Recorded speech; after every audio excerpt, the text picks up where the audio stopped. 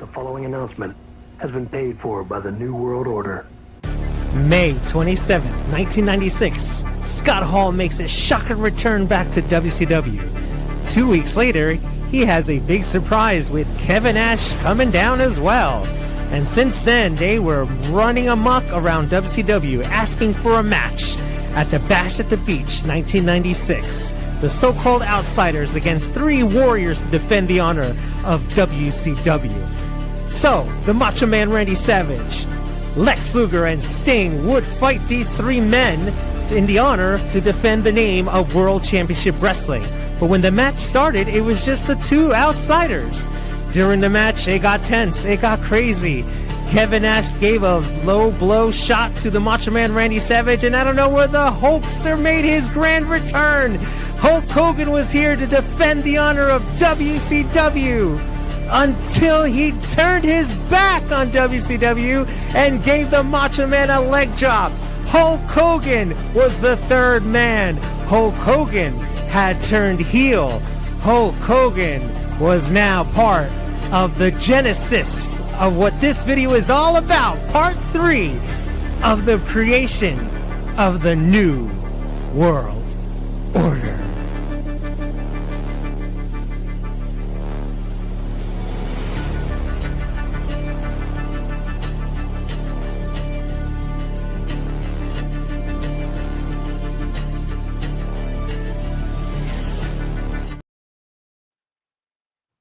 And with that, welcome back everybody to Gabbin with Oof here on the Oof Man Entertainment YouTube channel.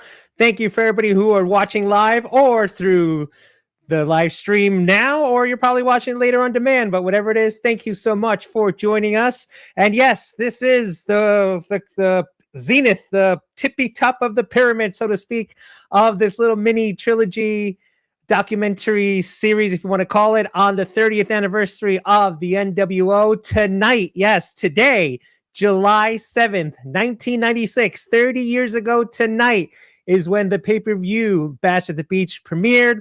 And as you saw in the intro, the big match of WCW versus the Outsiders, with the biggest shocker of them all was Hulk Hogan coming down. We thought he was going to join the WCW side, but no, he actually turned on WCW and joined Scott Hall, Kevin Nash, and this is when, let's just call it, the sword in the stone was put in for the official start of the New World Order. And I'm not alone. Just like Hall and Nash weren't alone with just two of them, they had one more partner. I got Mr. Chef in the house, the Chef Master himself. Dave, how are you, my nWo brother? How you been, my friend? I'm doing good, man. I've had a ride with you on this trilogy, and we're finishing it up here in 30 years. Oh my gosh, I was a young pup then still. We all were. I was too. But again, yes, on that note, Dave, I want to on behalf of Oofman Entertainment, which is me, I just want to thank you for joining me on this little voyage here. And again, like I said in one of my other videos, I became the anniversary guy, which is cool. That's awesome. And we were talking backstage before we started how it's just the wrestling scene is a little bit different. And I like going back in time, talking about the past, and especially when we hit milestones like this 30 years ago tonight, when, like I said in the intro, when the nWo actually really did get started. Yes, Scott Hall, he returned, then he brought his big surprise. But tonight, this is where it all started, 30 years ago tonight. So let's gab about it. Let's jump in our DeLorean. So it was 1996. Personally, again, shout out to my good friend Keith. I would go to his house to watch WWF pay-per-views. We knew about WCW, but we really didn't watch WCW pay-per-views per se. Ooh, a lot of P's there. And so we knew what happened. And then, again, flashing back to 30 years ago, 1996, I was I was in the summer of transitioning from freshman to sophomore year. And I remember going to football practice that week. I was in the JV squad, and there was a bunch of us that were wrestling fans, and everybody was talking about it. Again, Nitro hadn't shown yet, so this is Monday morning or Monday early afternoon, and everyone's like, oh, Hogan turned heel, and I'm like, he did? So I was a little bit out of it. So then we flash forward to Nitro itself, and they showed the clips, and Hall and Nash were there, and then Hogan finally showed up his heel side. So To tell you the truth, I couldn't believe it. I was shocked. Like, wow, they're actually somebody put Hogan as a heel. All those years in the WWF and NWA, in NWA he was a heel, but none of us. Well, maybe you saw it. I don't know if you did. The original heel run as Hogan, but then he became that American hero, that icon, all those years. And we flash now to 1996. He did the unthinkable. I was like, well, I was one of those. I'll believe it when I see it. I was not doubting that he could do it, but I've never seen it before. So as time went on, I went, wow, actually Hogan did pull it off. So real quick, Dave, your thoughts on 30 years ago when Hogan came down to what we thought was to help WCW, but he actually turned on WCW and joined Hall and Ash. Do you remember your reactions to that moment? That it's fair to say that historic moment. Oh yeah, I remember very, very clearly because I didn't see Hulk as a heel in the beginning, but when I first started watching him in the AWA, I'd seen highlights about the NWA prior to that, but he started off in the AWA as a heel too. But the thing is, that's not when I had started watching. I started watching when Hulkamania was starting. And all I could remember about the one thing that very succinctly, and I keep watching that night back. I've watched it several times in the last few weeks as we've been doing this trilogy. And I remember how everybody's saying he's coming down to save us. And Bobby Heenan says, yeah. Or is he? So Bobby Heenan kept, yeah. On that note, so we'll gab about it. So it's been a hot topic since, again, for the past 30 years and for another 30, I think. So I'll ask you, in your opinion, again, but like you said, you've been watching wrestling a little bit longer than me, but you're pretty knowledgeable in wrestling history. And the question that arises every time people see that clip of Bash at the Beach, do you think Bobby ruined it, or was that just Bobby being Bobby? I think that was Bobby being Bobby because from day one, him and Hogan had against each other. Whether Bobby was a face and Hogan was a heel or the other way around, him and Heenan had a love-hate relationship on TV, going back to the AWA. And so that was just Heenan being Heenan. I wasn't ruined by it because I thought he was coming down to help. I had no clue that, and I mean, I had seen Hulk Hogan for how many years? I was almost 30 years old at the time. And I had seen Hogan since I was in my teens, and never would I have ever thought after Hulkamania, take your vitamins, all that good stuff, that he would do what he did. That had to be the turn of a lifetime. And back then, again, we've talked about in our series with the social media, not the way it is now.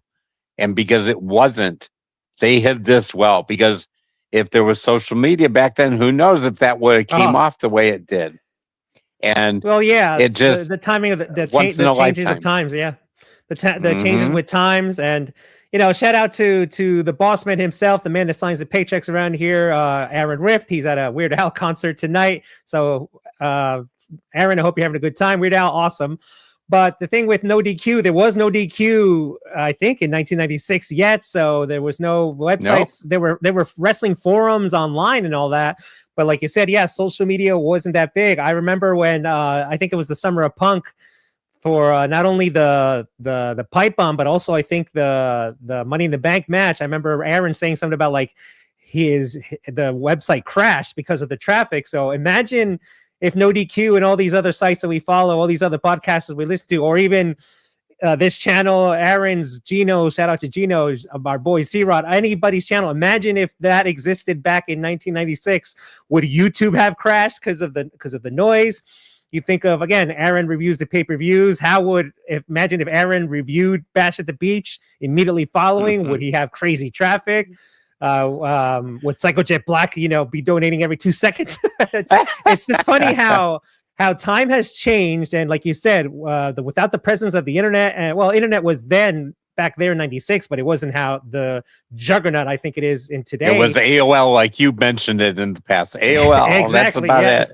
Good old AOL CompuServe. Yeah, Google it, kids. Anyway, showing our age.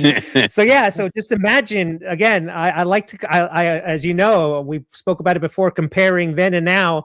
Just let's take the world technology in 2026 and put it 30 years ago.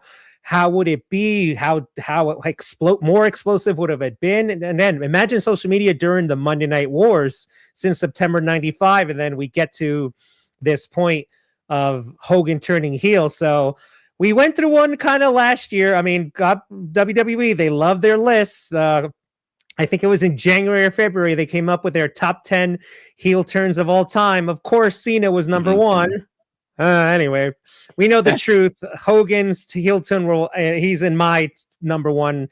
I mean, as you know, I'm the Bret Hart mark. I loved his heel turn in '97, but to this day in 2026, nothing touches Hogan's heel turn because, like you said, like everybody has said all throughout these years, nobody saw it coming. And it was just one of those, it happened because it happened. A good resource for people who would like to know the inside of it.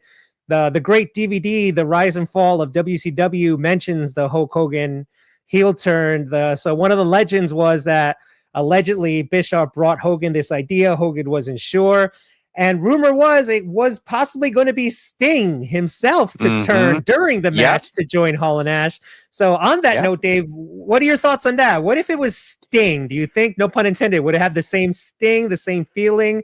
Would the nWo be the juggernaut that it became? Your thoughts on if Sting were the one? He would literally turn, because if he's in the match and he turns heel on Luger and Macho, what do you think? How would you think the nWo would have been if it were Sting? That's an interesting thought, because it's one of those what ifs. Yeah, I know. Oh my!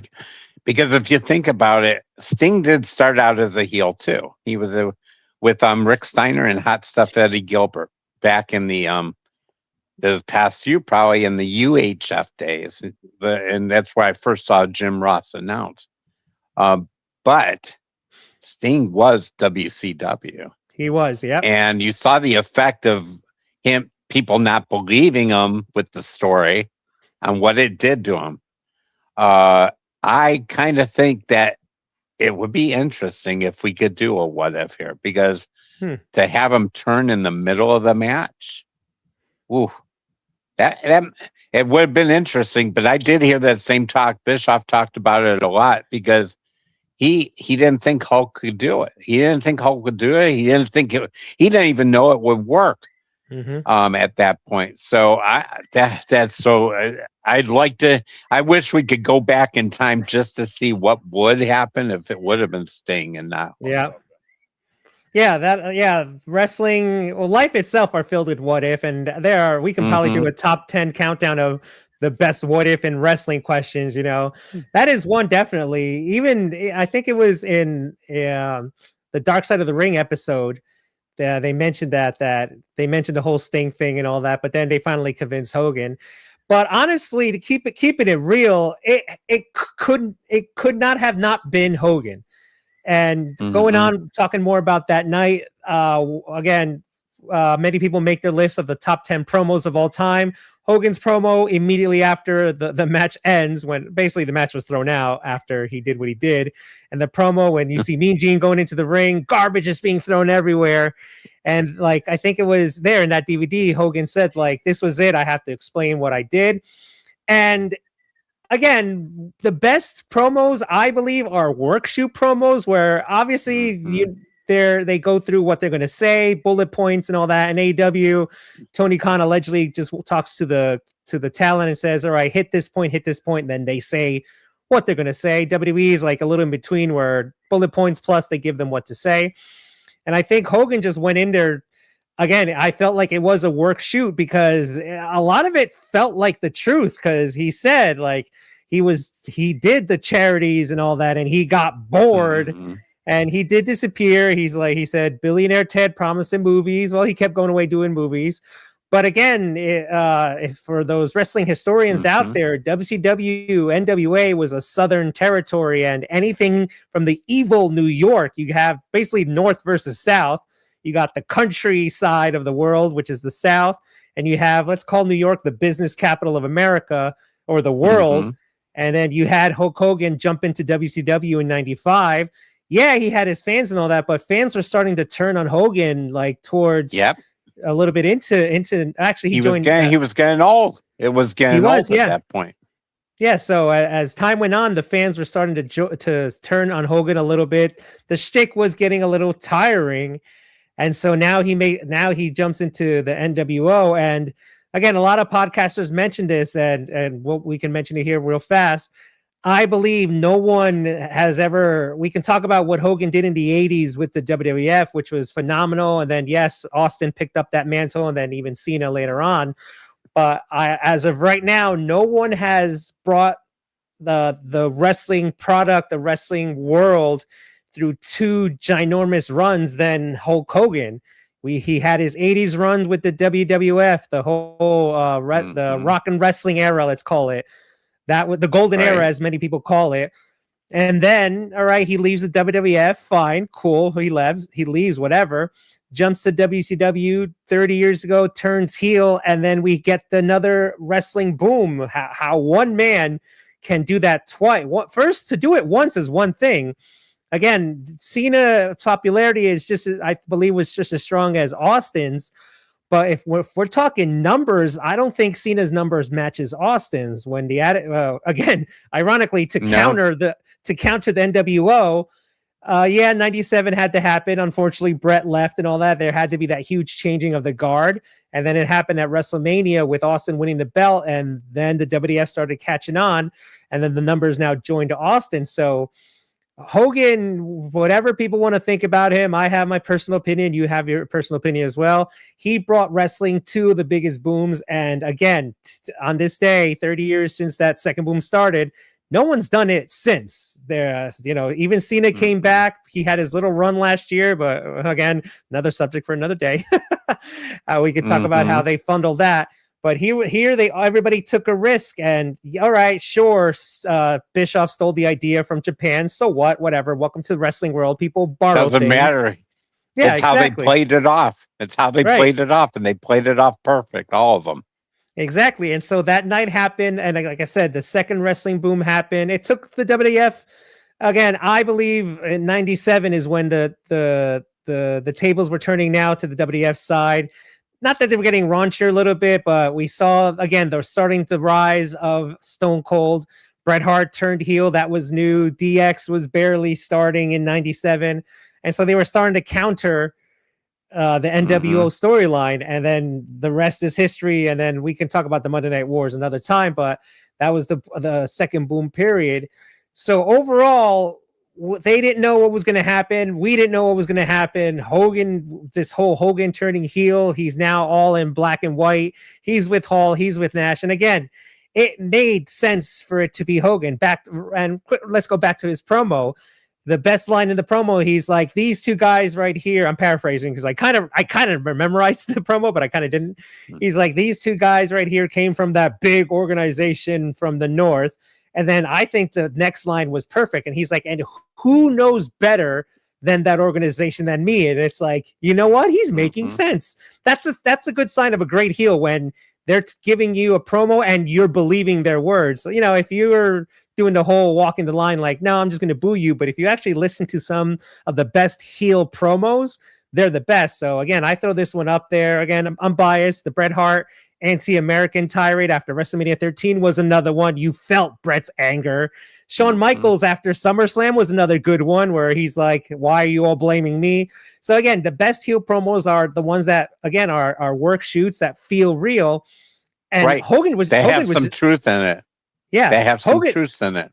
Yeah, Hogan was just making sense. He's like, yeah, these two guys came from where. And he's like, who knows better than that place? And it's like, you're right. It did make sense for Hogan. So any thoughts what you have, Dave, on Hogan's promo? What did it hit you? Did you go like, did you agree? Did you think about it? Or were you just like me sitting there going like, this man is making sense?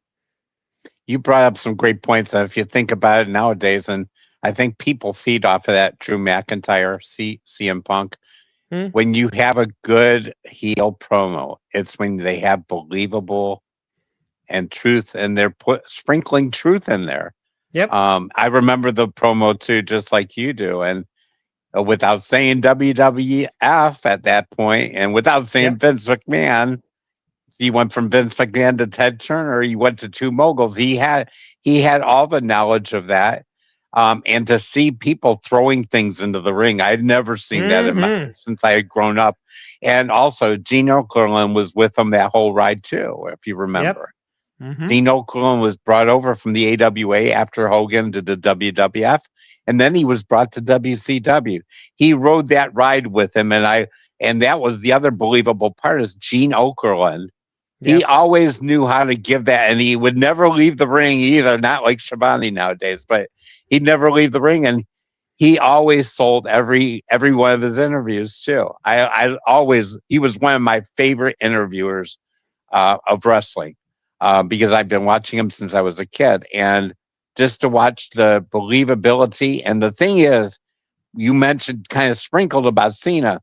If they would have done Cena at the right time like they did Hogan, when Cena was just starting to get stale about 10, 15 years earlier, I mean, it might not have been as big as Hogan, but it would have been a lot bigger than it ended up with when they did it last year.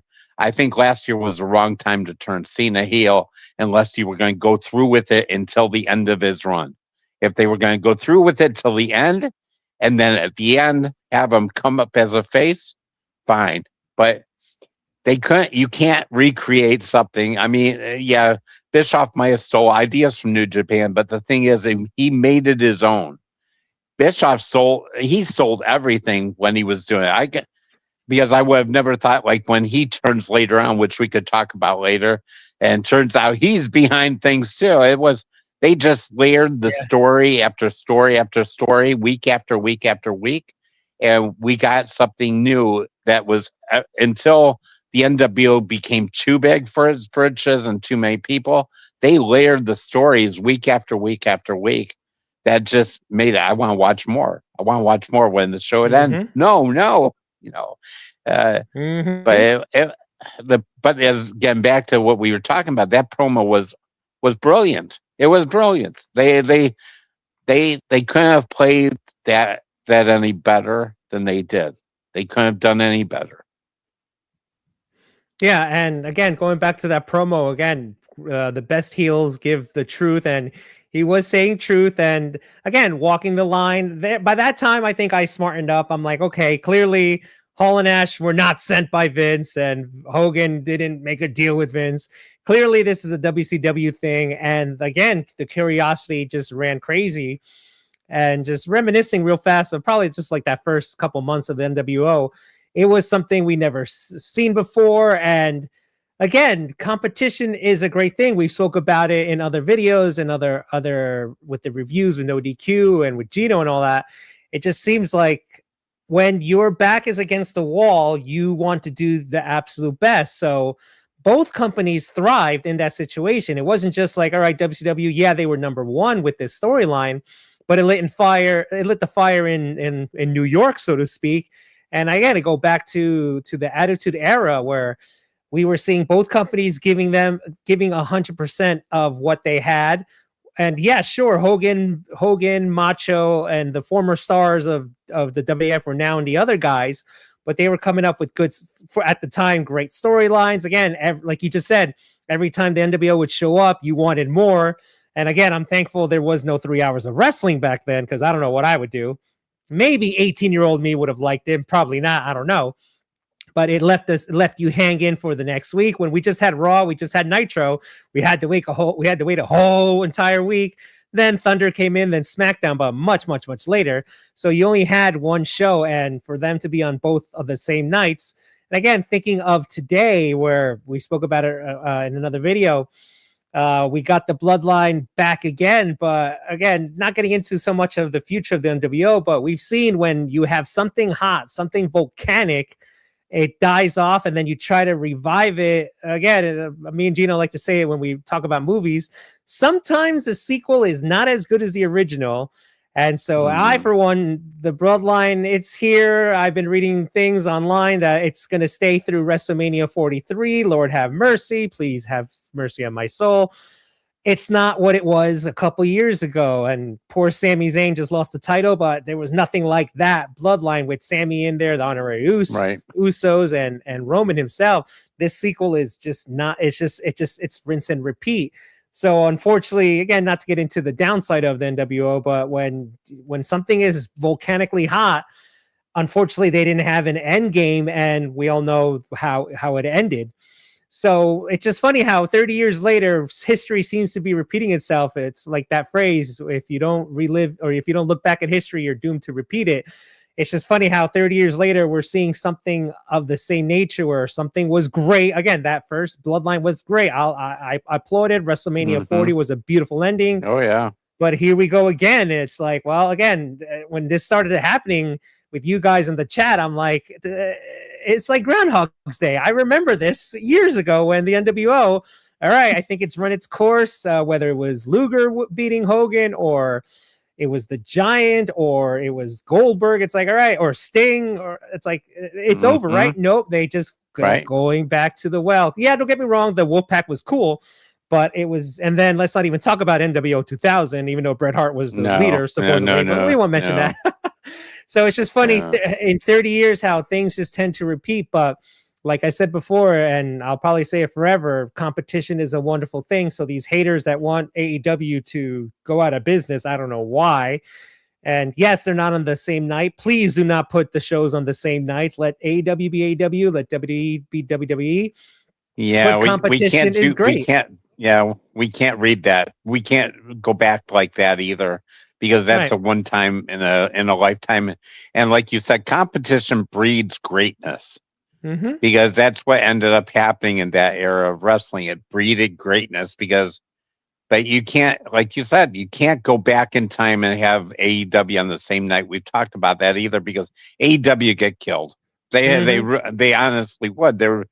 Because they cannot go up against TKO. TKO is a different animal than the family-run business too. It's a totally different animal at this point.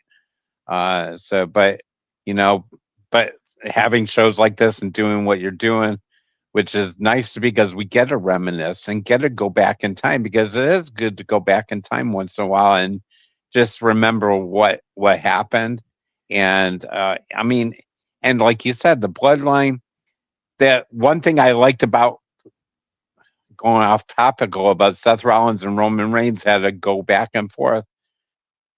I remember the beginning of the Bloodline, just like we remember the beginning of the nWo, and Roman Reigns sitting on that couch, and then you see all of a sudden Paul Heyman next to him. Yeah, that was you want to say shocking, and that was the shocking at that point, because Roman Reigns had been known as, even though they came in as kind of the tough guys, more tweeners, he was always the big dog.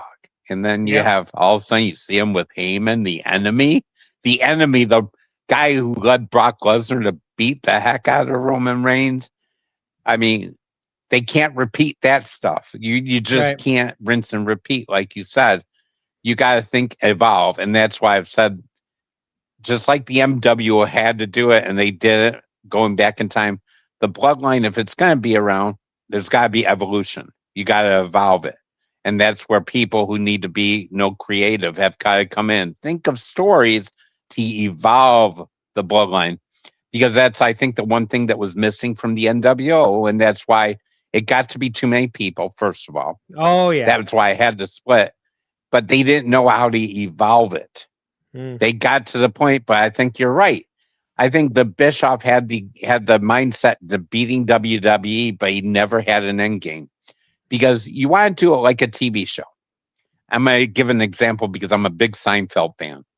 He left on top. Yep. He left on a high note. You didn't let the show dwindle in the ratings when you decided to give up. I was mad when he ended the show, but you think about it, he ended the show when he was right at the top of the ratings. That's how you need to do it. You can't let it go too far. And that's what you need to, with the Bloodline, because if it doesn't evolve, they're going to have to end it. That's why they haven't had any good factions. They've had factions hanging around, but I think they've been mostly hanging around. No no great stories out of it. I mean, we have some nice factions, but do we really have any great stories with those factions right now? I mean, great stories. No. Yeah. Yep, 100% agree. Yeah, and again, just how history is. We're talking about history repeating itself. Again, you would think in the wrestling world, you would learn. All right, if we're going to redo a storyline, you would think they would go, okay, if we're going to restart this bloodline or this storyline, we need to. It has to be automatically fresh because there's nothing wrong with. Again, wrestling's been around for so many years. Like people say, everybody's done everything possible in there, and how can you possibly keep it fresh? It's like you're saying, it is evolving, so there's nothing wrong with repeating something, but on a new angle, kind of like the good way and the bad way of doing it. The best, I guess, example of evolution, it would be DX, where you had the original, the three of them, Rick Rude as well. Sean left; he had his back surgery. All right, now, like Hunter said, it's the evolution of Degeneration X. So they brought the Outlaws, they brought Pac from WCW, from the NWO, ironically. And so, like you said, DX evolved, but then they started evolving too much, and then it became too stale with the corporate ministry, the McMahon Helmsley era, where it's like, all right, I think it's run its course, but they were beating that horse dead already. They didn't really evolve. They just kind of again, back to the NWO, they added people to the group where it's like, is this the X? Is this the corporate ministry? Is Vince part of the, it's like they added so many people that DX literally just floundered. But then they brought it back with so many reunions where it's like, okay, I get it. Ha ha ha, 2 words. And it just got stale and kind of boring. In my opinion, it got stale and boring, and it just wasn't as fun as the original. Cause like you said, if you like we're saying, if you bring back a storyline, it needs to evolve, it needs to change. And again, it could still be the NWO Black and White, and they tried it real fast. We'll mention it in 2002.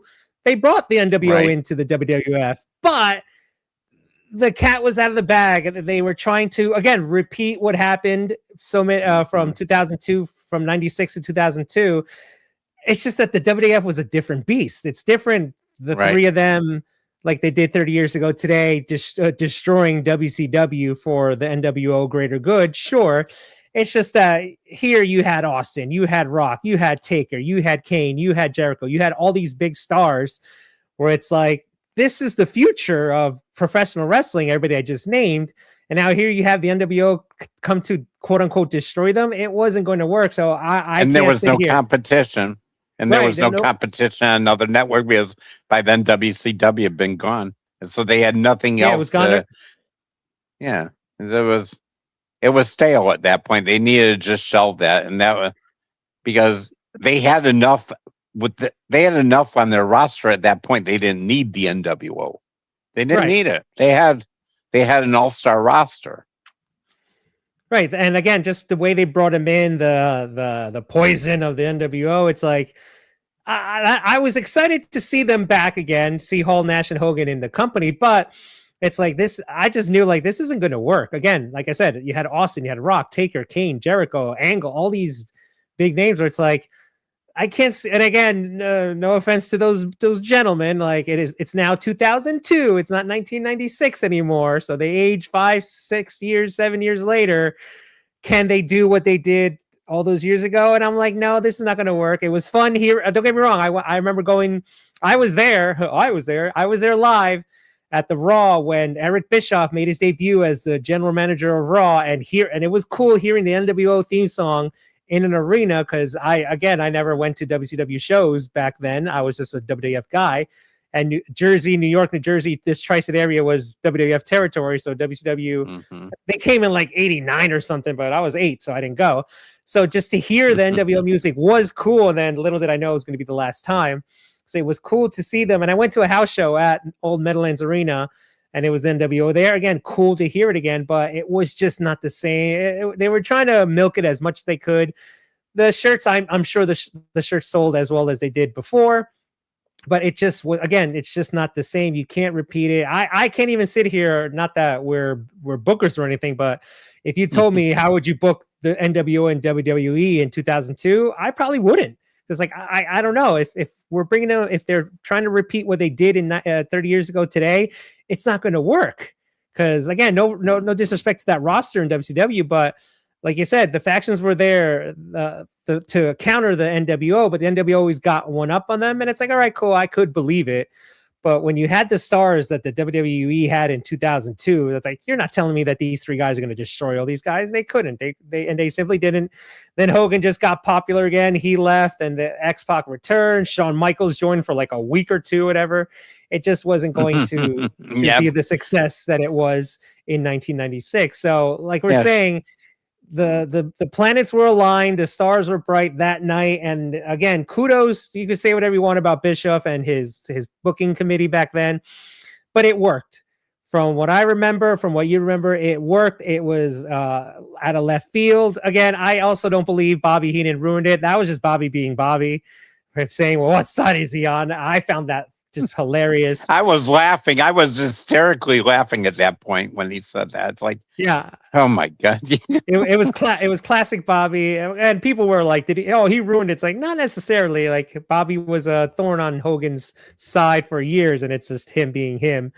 And so again, like we're saying, and yes, it is. Shout out to the WWE Vault channel here on YouTube. They just actually uploaded more NWO stuff yesterday and this morning. Just the other day, they uploaded Calgary Stampede, the Into Your House show from '97, happened 30 years ago, I believe, yesterday. And it is fun to reminisce because we can watch all the wrestling today. I'm a diehard AEW guy. We're both WWE guys, and we watch what we want to. But it's always fun to reminisce, to just go like how it was back in the day. And I think we're the old farts of No DQ, which is fine. It's an honor for me to remember this. Gino saying he's the baby, which he basically is. But it's just cool going back, thinking back of all these historical events. Yeah. Yeah, Gino said I can't be involved with something that happened before I was born. I said, "Yeah, come on." I said that. Well, again, we were talking about. He's hilarious. Yeah, we were talking about technology, and again, hopefully Peacock or Netflix gets their game on. Where again, I think we were spoiled with the network. I remember getting the network. I subscribed to the network on the day of WrestleMania 30. That's when I decided, like, all right, $9.99 a month. We were spoiled, and I remember watching WrestleMania 30 live, and then I was at a friend's house of all places. It was like a party or something. I watched it on my phone, and then that, like, the next day or two, they started uploading Raws and Nitros from the past, and I actually did a little historical review of the Monday Night War. Again, shout out to Wrestling Bios here on YouTube. He did a phenomenal job on reliving the war. And before I subscribed to that channel, I kind of did it myself, where I would watch on one sitting, or probably a day or two each. I would watch Raw, and then I would watch Nitro, and I would throw the pay-per-views in there.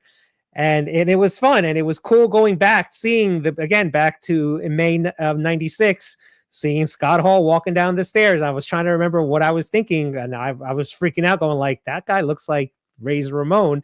And 2 weeks later, there's Diesel or Kevin Nash, whatever his name is, and the journey to today. Again, didn't watch the pay-per-view live back then, but I saw it during the network run, and going, wow, like, again, just reminiscing of what a time it was to be a wrestling fan. And these wrestling fans today, they know of the Monday Night War. They've seen WWE's version of it, but you got to go outside the box, I think, or actually see it yourself to really live what the war was. And like we're saying, competition is a great thing. I'm not too crazy about AEW's putting their pay-per-view schedule out there and WWE counter programming. I'm not crazy about that. But like I mentioned earlier, I think for All In, WWE's countering with AAA and NXT. I think that's a horrible idea. It's just All In is a beast of itself. So it's not like, again, that's one thing that's shocking from back in the day, how no one counter programmed besides the shows on Monday. They never counter programmed their pay-per-views. And I always sat there going like, who would do it first? Would Bischoff announce like Starrcade 97? And then would Vince be like, well, In Your House DX same night as Stark? They never did that. So kudos to them. No. But now here we are 30 years later, WWE's doing it to AEW, and but they're putting their other shows on against AEW. It's like, all right, well, again, will we see a WWE PLE versus an AEW pay-per-view? I don't know. I hope not, because it'll make. I would like to see both possibly, but and then poor Aaron who wants to review things, he can't be able to do it. So it's just funny how things change. Yeah. I think the last time that happened, AEW ended up moving their pay-per-view up to 3:00 that day because I think they had put one. This is I think about a year ago, but All In. It's I like think a couple All In weeks last year. It's like a couple weeks ago where we had on the same weekend we had WWE, NXT, TNA, and AEW PLE and pay-per-views in one weekend. That's way too many. I was like, I'm flooded. It's like I can't watch all of them, and I picked two of them. I picked the WWE only because I went to see it live in Orlando when we met one of our other fellow No DQ people, Evan, and then I did watch AEW the night after, and I was paying for it Monday morning because I stayed up and watched the whole thing.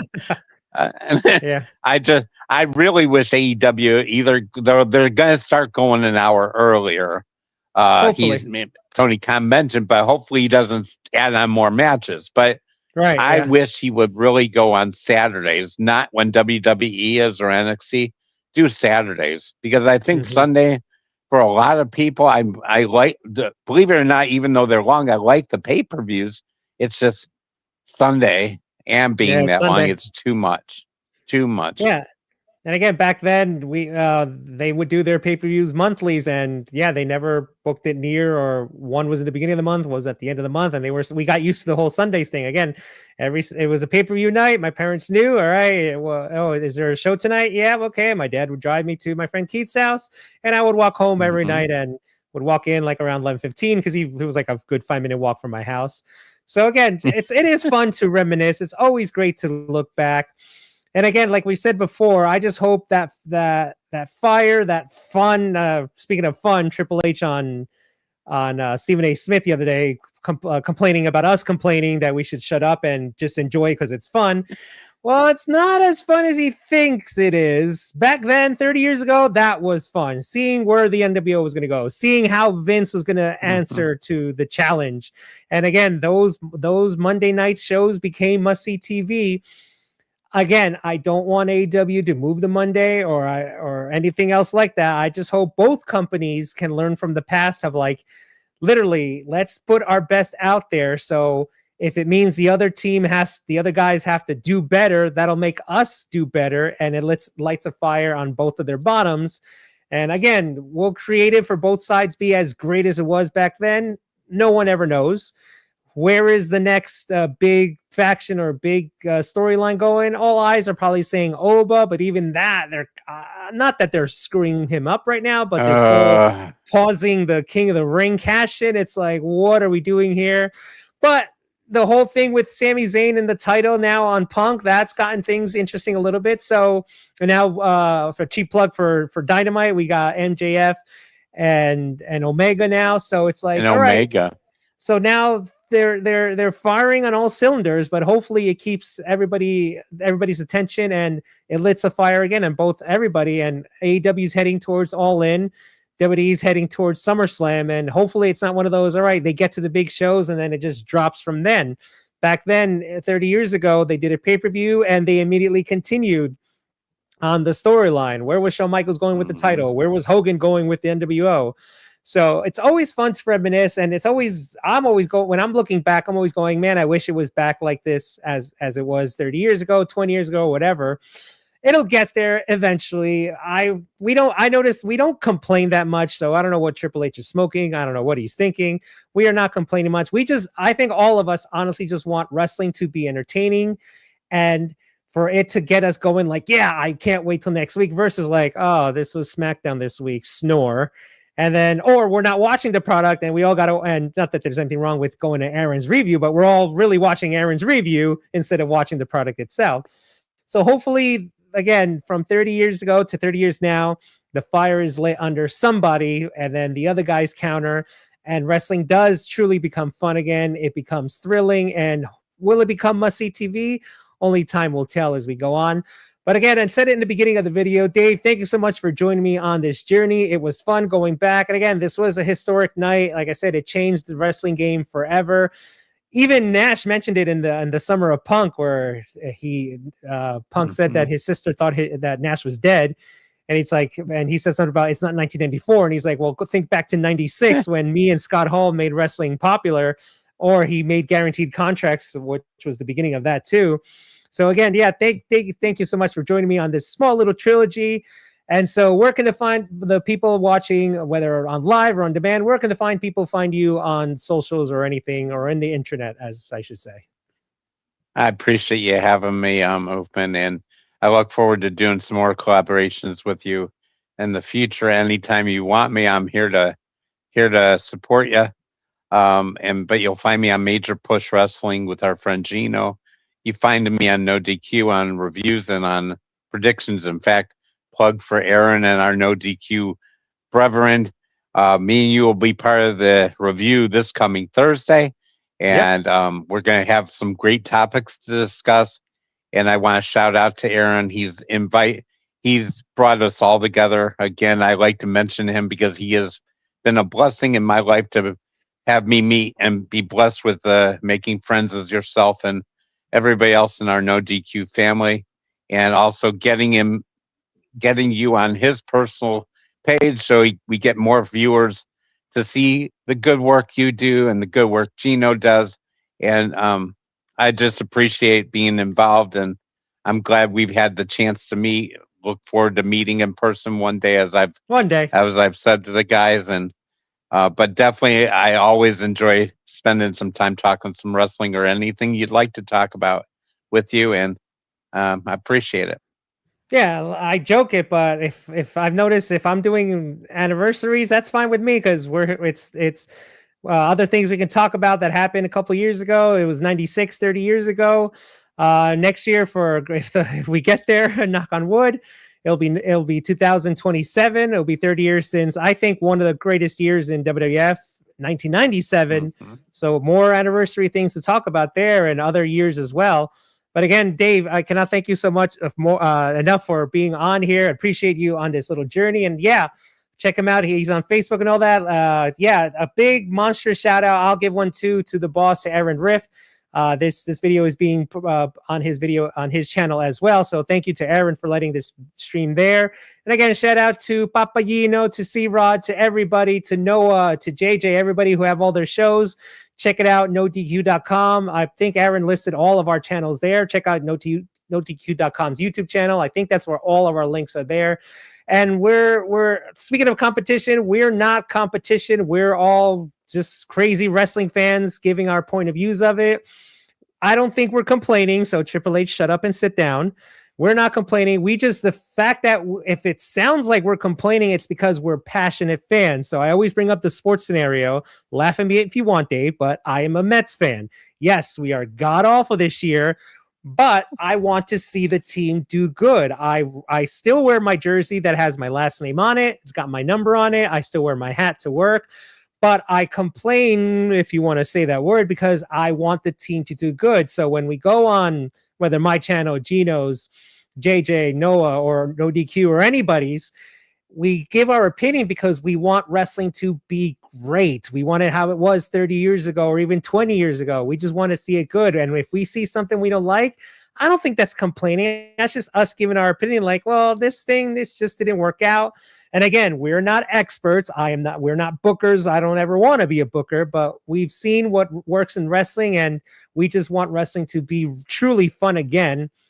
So whatever channel it is that people are subscribed to, enjoy what you watch. Give your opinion out. It should light a fire, hopefully, in both of those companies. But on behalf of the Chefster himself, Dave, I am your friendly neighborhood Oofman. Again, thank you all so much for watching. If you liked what you saw, please hit the like button, to the subscribe button. If you're watching this on live, or if you're watching on demand, spread it out, the word out there.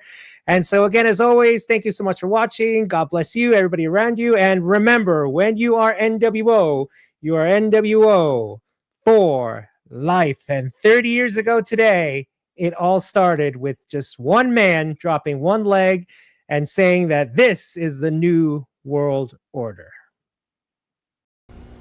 The preceding announcement has been paid for by the New World Order.